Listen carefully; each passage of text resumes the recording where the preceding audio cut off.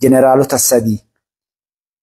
sadii Israa'el ajjeefne jettee ibsa baastee addunyaa guutuu afaan qabachiistee Israa'el ima jabdu tiknisii jabaa waan ajaa'ibaa daladdee akaaki zarraaf jedhamni bahe raawwaan ajaa'ibaa seenaalee injifannoo irraan argatte ammas siyaasaa jabinnaaf cimina qabdu tokko addunyaadhaaf lafa keette jechuudha. Innis maali? Generaalota sadii jechuun taphaa miti.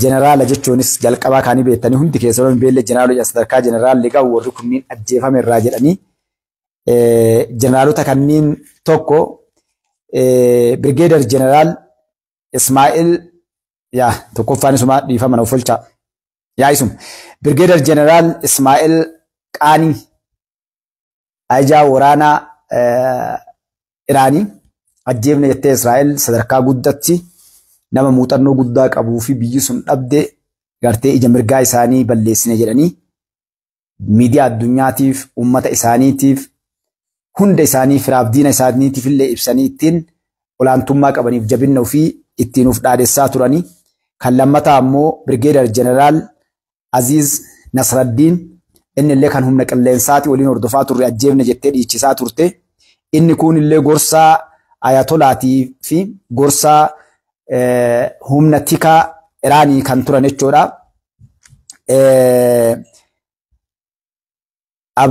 Abdumiraal Ali ifa maqaan isaanii jajjabaa kan Abdumiraal Ali Shamakkan innis lubbuun jiraachuu guyyaa hadhatti bakka gammachuu ummanni isaanii kuma hedduu yookaan miliyeenaan ol ga'isan irratti argamuudhaan Israa'eliin kijibsiisanii ummata nama du'e osoo du'ellee hin jiranillee hin jedhin ni kijibdan hin jedhin lola guyyaa 12 deeme kana keessatti callisanii dabarsuudhaan guyyaa hadhaa ammoo isaan hundaa warra gartee diina isaanii qaanessanii jechuudha.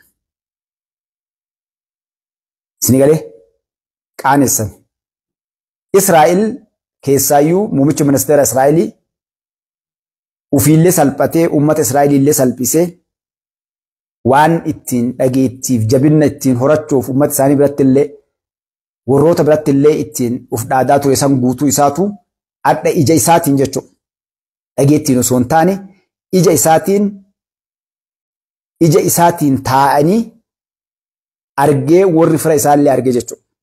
Kun seenaa biyyattii addunyaa tana keessatti isa jalqabaa salphinna kijiba biyyi takka kijibdu namni tokko kijibu mootummaan tokko kijibu fuudhanii kallattiidhaan dura kaahuudhaan salphisanii jechuudha. Eenyu Abdiishaa Arsii.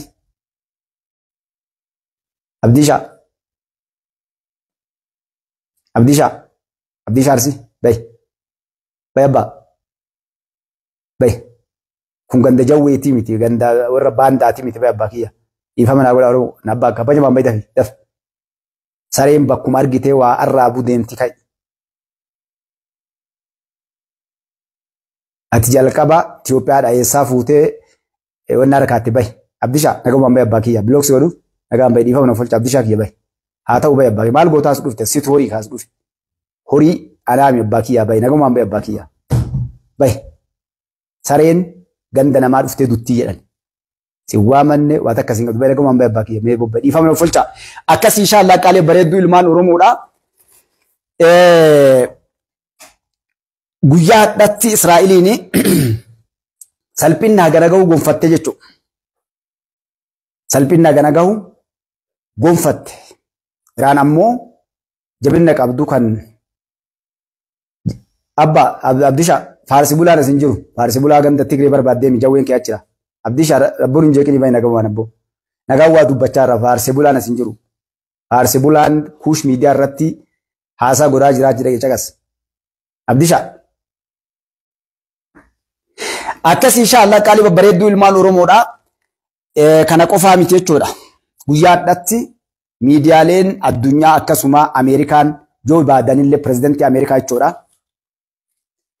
Mooraa nukleerli itti dalagamu bakka nukleerli jiru dhibbatti barbadeessine jedhanii ibsa baasee kenne adda isaanuma miidiyaan isaanii biyyuma Ameerikaa keessaa jechuudha. Humni isin dhooftanii barbadeessitan yookaan buufanni nukileelli itti dalagamu kabade tokko illee hin jiru.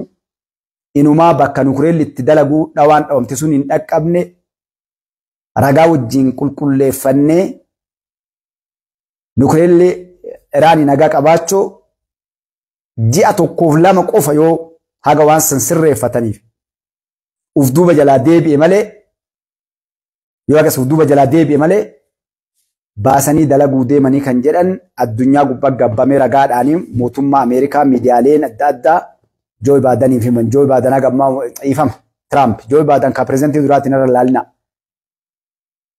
Pirezidantii Trump jechuudha hagammaa mormachaa jiranii balleessee jira. Daaraa godhee jira gaaf duraallee akka dabarsee daaraa goonee balleessinee jedha jechuudha.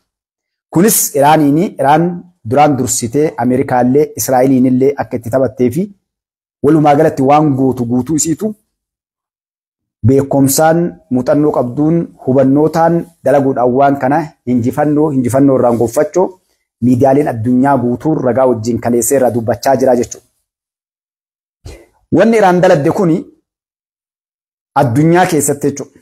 Tooftaan lolaa addunyaan dalagaa jirtu muuxannoo qaban biyyoonni cadhisanii waa dalagatan maaliif akka Iraan sodaatamtu maaliif akka Iraaniin Israa'elitti duulte ragaa wajjin dhiyaachaa jira jechuudha. Tokko obsa Iraan qabdu, lammata muuxannoo Iraan qabdu, sadaffaa dandeettii isiin qabdu, arfaffaa injifatuudhaaf maqaa rabbiitiin yeroo kakattu jechuudha. Keessaayyuu ayatolaan rabbii laman ta'iniin kakannee jedhan jechuudha.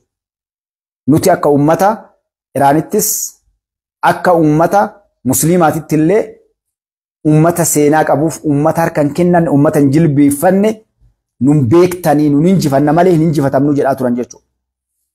Lafaa kaaniin jenna akkanuma hankiisha qullaa harka qullaa sammuu qullaa osoo hin taane dalagatanii qophaayanii uf qopheessanii waan hundaanuu jechuudha.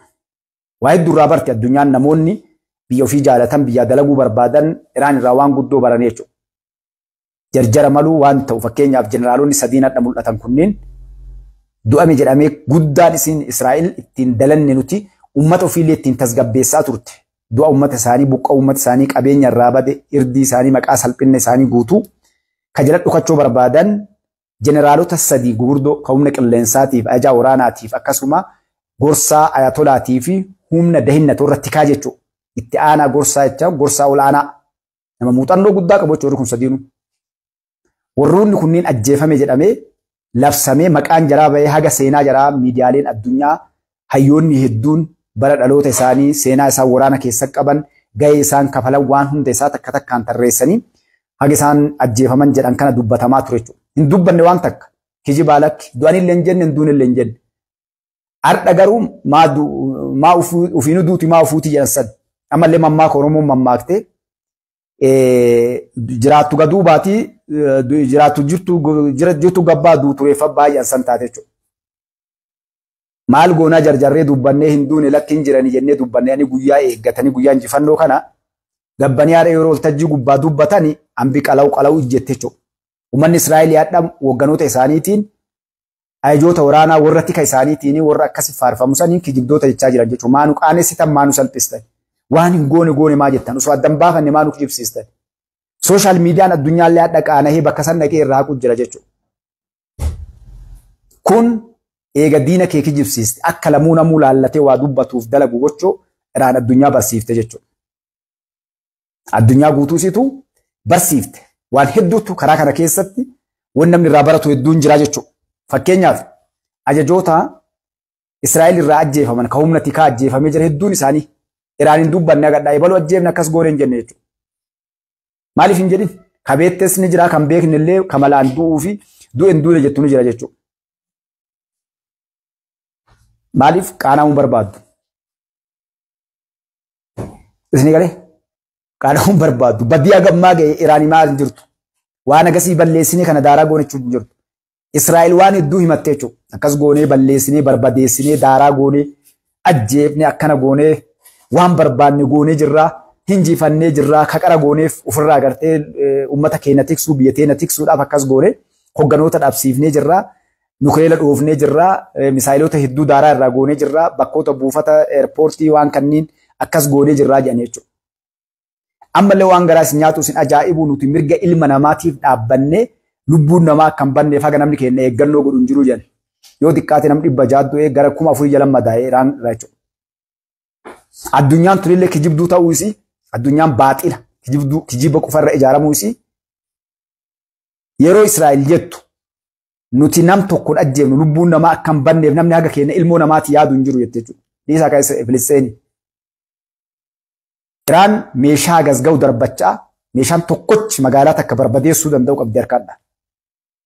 Uummataan bayaa jettee haga ammatti katasa dhabame yoo taate malee bakka uummanni jiru tokko illee hin dhoofne. Israa'el ka'ee galtee lola guyyaa jalqabaa buldiingii namni kumni meeqa irratti argamu ka gamaa gamana fooqiin dhedheeraan dhaabbatu dhoofte jechuudha.